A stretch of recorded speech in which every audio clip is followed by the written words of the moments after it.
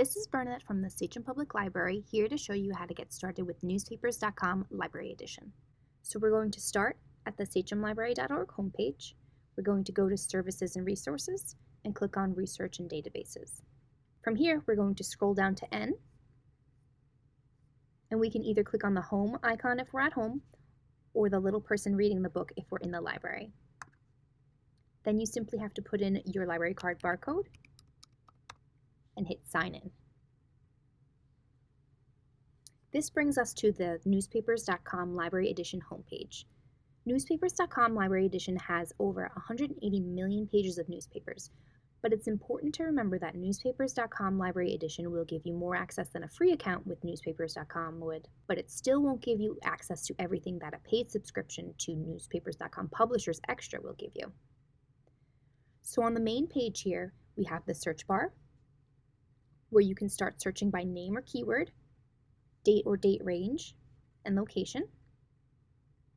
On the left, you can browse different papers by specific date. At the top, we have the search option.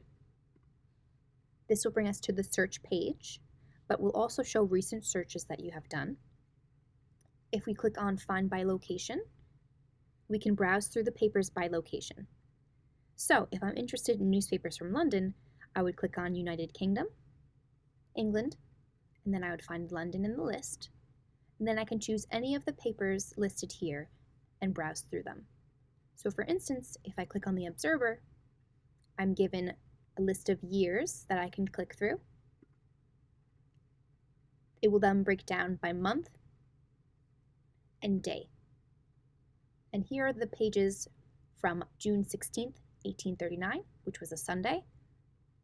And this paper is The Observer from London. I can also browse all the newspapers alphabetically if I click on Papers. There are nearly 19,000 papers in newspapers.com Library Edition that I can explore. I can narrow down the papers by putting in a keyword in the box over here, by putting in a date or date range, or by choosing a location. So let's take a look at one of these papers.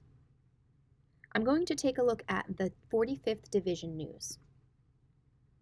The 45th Division News is from Fort Sill, Oklahoma, and we have access to pages from 1940 to 1951. I can search for a specific word in these papers, or I can simply browse all of the ones that we have access to. There's also the Clippings section. Clippings is a feature that is only available to paid subscribers, but if you would like to see what other people are clipping, feel free to click on that tab and browse through it. So let's start a search. I'm going to start with a simple keyword search. So I'm going to be looking for my ancestor Lenore Stein. And let's press search. So my simple keyword search has resulted in over 20,000 matches. So to narrow that down, I can add some filters. Let's start with the dates that I know she was alive, 1894 to 1974, and press search. So that narrowed it down a little bit, but to narrow it down even more, I can use location and click on any of the states that I think she might have lived in. The darker coloring on the map indicates the states with the most matches, so it looks like Pennsylvania, California, and New York, which are the darkest red, are the states with the highest number of matches. So I know she lived in New York, and that narrows down the results significantly to nearly 2,000 matches. There are a few other filters that I could use, such as result type. So if I was interested in just obituaries or marriage announcements, I can narrow it down by a specific paper. I can sort the results by best match, which it automatically sorts by, or I can use newest or oldest paper, or date added, or I can use more filters if I was interested in papers just published on Wednesdays, if I wanted to hide marriage in obituary announcements, or if I was interested in papers that were just added to the database. If I scroll down, I can view dates with matches and narrow it down even further by clicking on a decade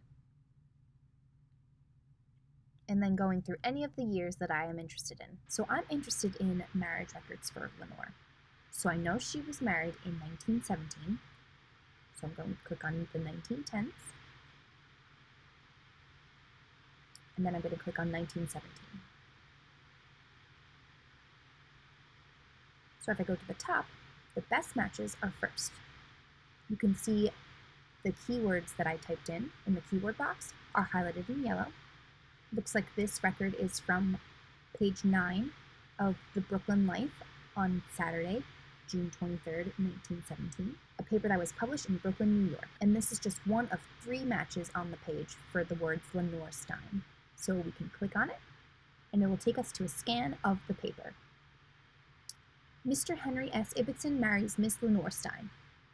So I know this to be factual because my ancestor was married to Henry Ibbotson. We can scroll down and take a look at the full article. I can zoom in or out using the plus and minus signs on the side. I can flip through the amount of times that the words Lenore Stein show up on the page.